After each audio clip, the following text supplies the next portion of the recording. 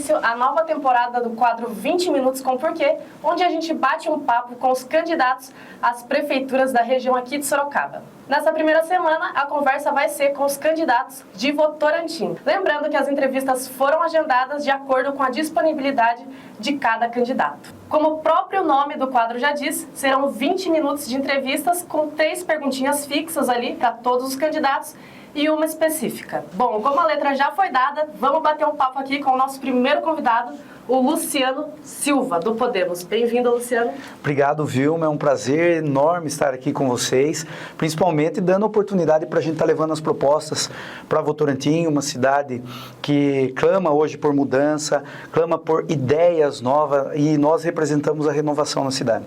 Luciano, por que você quer ser prefeito de Votorantim? Vilma, eu quero ser prefeito de Votorantim para mudar a minha cidade. Eu sou nascido, criado em Votorantim, tenho 43 anos, minha família tradicional veio de Bufete antes da emancipação de 1963. Meu pai é fundador da Academia Corpo de Aço há 25 anos na cidade, também foi fundador da lanchonete Imagine, uma das primeiras na cidade, na Avenida Luiz do Patrocínio Fernandes. Então, sou raiz, cresci estudando na Escola Abimael, depois estudei na Escola Armando Riso, me formei no ensino médio na Escola Daniel Verano. Logo depois, com a fundação da academia, eu comecei a tocar o ramo da família. Em 1999, meu pai abriu a academia e nós montamos uma equipe de competição que nós representávamos a cidade no levantamento de peso. Com isso, veio para mim a importância de ser um profissional de educação física. Entrei na faculdade, na FEFISO, em 2001, me formei em 2005, mas lá já na faculdade fiz estágio nas escolas, e esses estágios que eu fiz me deixaram apaixonado pela docência. Com isso, entrei no programa Escola da Família em 2006, fui até 2011 como professor educador aqui em Sorocaba, e depois passei no concurso do Estado. E a primeira sede minha foi na Escola Daniel Verano, no qual eu tinha me formado no ensino médio. Então, como professor, fiquei um tempo, depois fui vice-diretor da escola. Com o trabalho na escola e com os jovens, fui chamado a convite da gestão de 2013 para integrar o quadro do Departamento da Juventude, no qual fui diretor. Trabalhei em vários bairros, criei o projeto Integra a Comunidade, que a população acho que lembra que nós levávamos entretenimento, ações esportivas, culturais, de saúde nos bairros. Logo depois fui convidado a ser candidato a vereador na primeira. Não era político, não tenho veia política, né? Minha família não tem ninguém envolvido assim na política diretamente. As coisas foram acontecendo. Saí candidato, fui eleito com 1.095 votos em 2016. Fiz um mandato criando muitas leis, criei muitas leis para defender a inclusão, a minoria, né? Principalmente os autistas e PCDs, mas criei em várias áreas, educação, cultura, esporte. Em 2020 foi reeleito o mais votado, e com isso fiz um trabalho mais de excelência, fiscalizando as leis orçamentárias, plano plurianual, LDO, LOA, que para a população entender são as leis que regem todo o recurso do município de Votorantim, que hoje está em 735 milhões e 100 mil reais. Sou presidente da Comissão de Finanças, então eu que avalio a distribuição do dinheiro nessas unidades orçamentárias que vão para a pasta de segurança, de esporte, de saúde, ou seja, para toda a cidade. Então eu fiz uma fiscalização rigorosa, porque a administração nossa, ela foi uma administração que teve muita polêmica, deixou a cidade num caos, num abandono, e hoje eu já estou colocando meu nome à disposição, porque já tenho conhecimento para administrar a cidade. Então, estou buscando levar essas propostas para todos os bairros. Nós temos 95 bairros em Votorantim. Hoje mesmo estive no bairro Novo Mundo, que é um bairro afastado do centro, é um bairro muito carente do poder público, né? E nós vemos Novo Mundo, Primavera, Green Valley, Tatiana, que hoje está à mercê, assim, do caos, seja no transporte público, na segurança, em vaga em creche, na educação. Então, todo o nosso trabalho, não só para as periferias, mas é um ponto que a gente vai ter que fortalecer muito. A gente tem que fazer uma cidade integrada, né? Um trabalho que tem que chegar para todo mundo. Não podemos admitir que o centro tenha referência no atendimento, na saúde e em outros setores, e os bairros mais afastados não, porque o imposto é arrecadado na cidade toda da mesma forma. Nós temos hoje Votorantim como o IPTU mais caro da região. E isso é por aplicações erradas na alíquota, nenhum incentivo para abaixar, revisão de planta genérica. Então, hoje nós estamos conversando com a população anda muito indignada e a gente percebe que essa indignação é por falta de atenção, é uma desorganização da administração. Então, eu, como hoje candidato a prefeito, vereador de 2 mandatos, professor da rede municipal, sou servidor há mais de 10 anos, quero o melhor para a minha cidade, quero que a minha cidade se desenvolva, que haja o equilíbrio social e que as ações sejam feitas com referência para todo mundo, né? O que eu desejo, que a Votorantim dos nossos sonhos volte de novo e que a população tenha orgulho de falar assim, sou votorantinense. Quais são as suas propostas para Votorantim? Bom, nós elencamos 20 propostas, porque o nosso número é 20, a gente tem muito mais propostas, que eu peço para você, convite, que vá na minha bio do Instagram, Luciano Silva Votorantim, lá tem o nosso plano de governo. O nosso plano de governo não foi feito com um IA, tá, pessoal? Nosso plano de governo fui eu que fiz, junto com a minha equipe, junto com pessoas da comunidade e também com o meu vice, que é médico, um cara jovem, que está aí cheio de vontade de mudar a cidade. Nós sabemos que a saúde é prioridade hoje pela situação que está. Nós temos 2 UPAs, uma central, uma do bairro Jataí, nós temos uma UPA infantil que também é central, ou seja, nós temos 3 unidades de pronto atendimento. Nós temos a policlínica, nós temos 16 unidades de saúde, nós temos 11 unidades básicas de saúde e nós temos 5 hoje que são estratégia da família. Essas unidades, elas são desconectadas. O sistema, mesmo hoje com o IA, mesmo hoje com tanta tecnologia, continua no prontuário escrito. E hoje, a maior reclamação que a gente sente, perdas dos prontuários, exames laboratoriais, exames de imagem que demoram demais. Quando a população está fazendo os exames e depois espera a consulta, demora muito, passa de um mês, tem que fazer tudo de novo, um caos de gestão. A gente não fala nem na questão de dinheiro, informatizar, claro que vai ter um custo, mas é um custo que, se você vê, é irrisório e é um investimento que você vai fazer uma vez só. Você informatiza o que uma unidade do centro faz como referência, porque está no centro, está todo mundo olhando ali, a do Novo Mundo tem que fazer também. Então, essas unidades, elas têm que ser informatizadas, tem que ser um atendimento padrão, qualidade na saúde, ela é padronizada, não importa o bairro que tem, essas 16 unidades têm que ser todas padronizadas.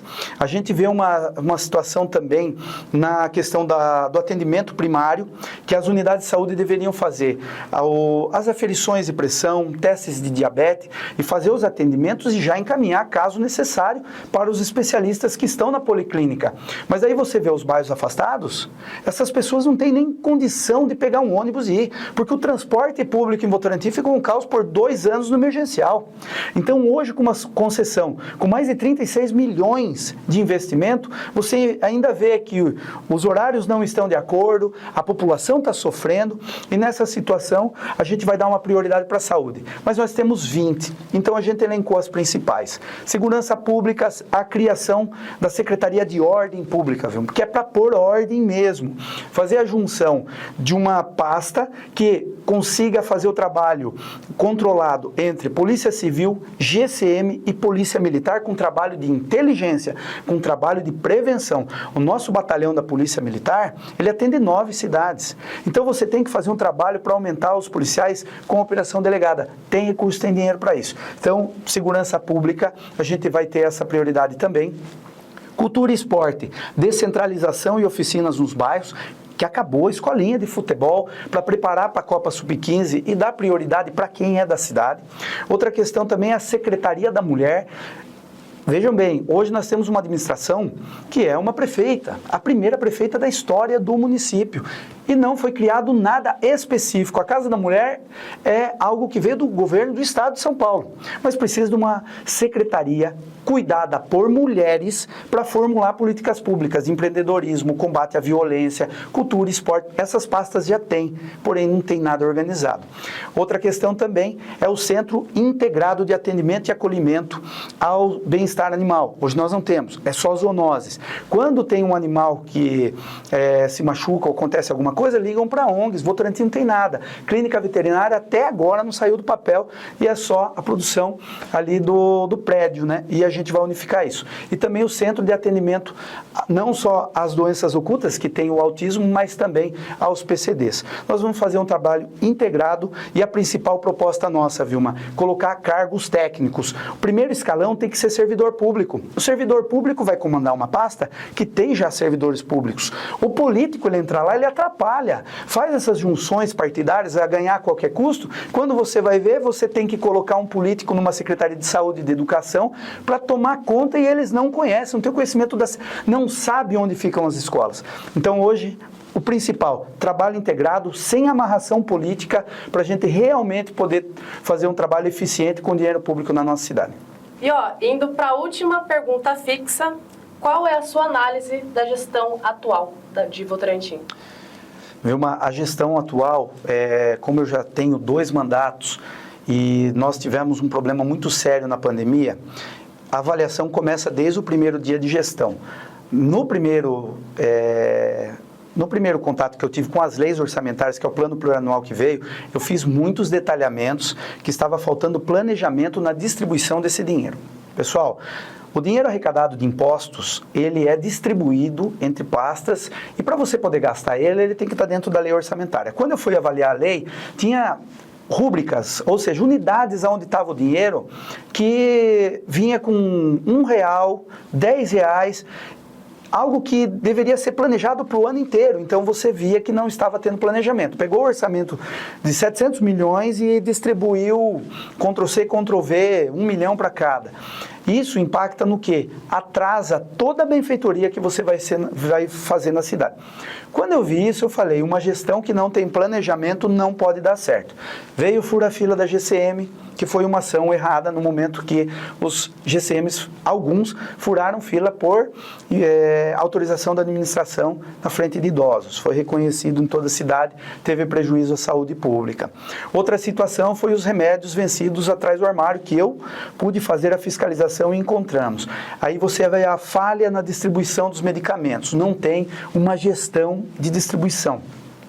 Depois disso, teve alimentação errada nas escolas, com ovos estragados, podres, aquele cheiro, e tinha alimentação. Então, você vê que houve um déficit na pandemia de situações erradas no executivo, de pessoas que estavam ali despreparadas. Uma delas foi o fechamento da UPA infantil, no momento mais crítico do Covid, colocou as crianças, a pediatria, junto no covidário, no Jataí. Essas crianças, elas pegavam a Covid e levavam para casa, onde os idosos não podiam sair na rua.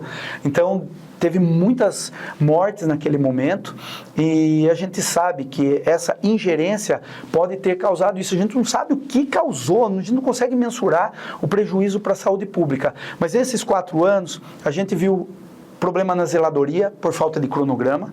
A gente viu isso no final do ano com a epidemia de dengue que teve na cidade.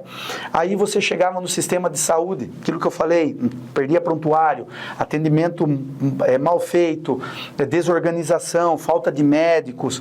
A gente viu esse descaso na saúde também, que isso impactou até os dias de hoje, os 4 anos. A gente viu também poucas ações no combate à moradia de rua, porque nós temos que entender que essas pessoas que estão hoje na rua, muitas delas estão doentes, precisam de um tratamento digno, acolhimento. Não adianta você ter uma casa de passagem e simplesmente coloca eles para tomar banho e deixa eles na rua de novo. Uma cidade que é humana não pode permitir pessoas dormindo na rua sem você fazer nada.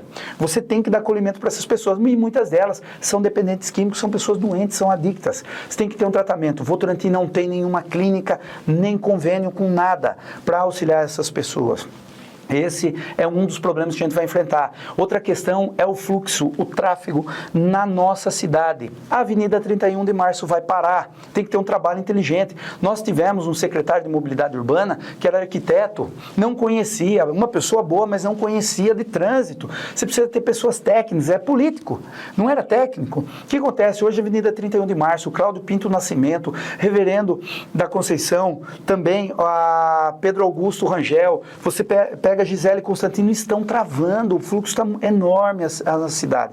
O que acontece? Tem muitos empreendimentos E hoje esses empreendimentos estão inchando. É uma coisa boa, aumenta a nossa arrecadação, porém aumenta-se também os problemas causados por isso.